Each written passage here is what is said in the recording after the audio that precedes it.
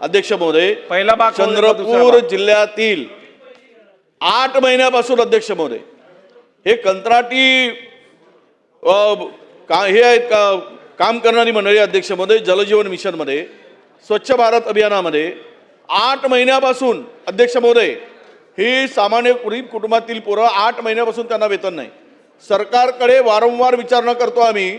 त्यातील मुलांनी आता आम्ही आत्महत्या करायचं आणि जीव द्यायचं का म्हणून त्यांनी पत्र लिहिलं आहे अध्यक्ष महोदय. ही अत्यंत गंभीर बाब आहे. ज्या 8 महिन्यापासून जर जलजीवन मिशन आणि स्वच्छ भारत अभियानाच्या लोकांना, काम करणाऱ्या कामगारांना, त्या ठिकाणी कंत्राटी सेवकांना आपण काय करतोय सरकार म्हणून अध्यक्ष महोदय? 1 महिन्याचा वेतन जर सरकारी नियमित असलेल्या कर्मचाऱ्यांना मिळालं नाही तर आंदोलनाची भाषा करतात. हे ठेकेदारी पद्धतीवर काम करणारी माणसं आहेत. यांनी काय खावं 8 महिन्यापासून? काय बायका पोरांना करावं, पोसावं? मुलांची फीस देऊ शकले नाहीत.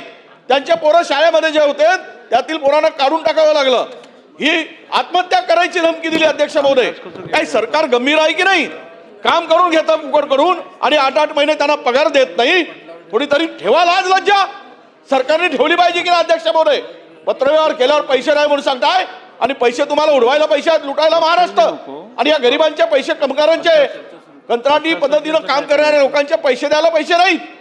सरकारने या संदर्भात अध्यक्ष महोदय दैनंदिन उदरनिर्वाह भत्ता नाही दिला, वैद्यकीय खर्च नाही, बँकांचे हप्ते फेडले नाहीत, मुलांच्या शिक्षणाचा प्रश्न आला, घर भाडे देऊ शकले नाहीत. काय करतील 8 महिन्यापासून पगार नसल्यानंतर?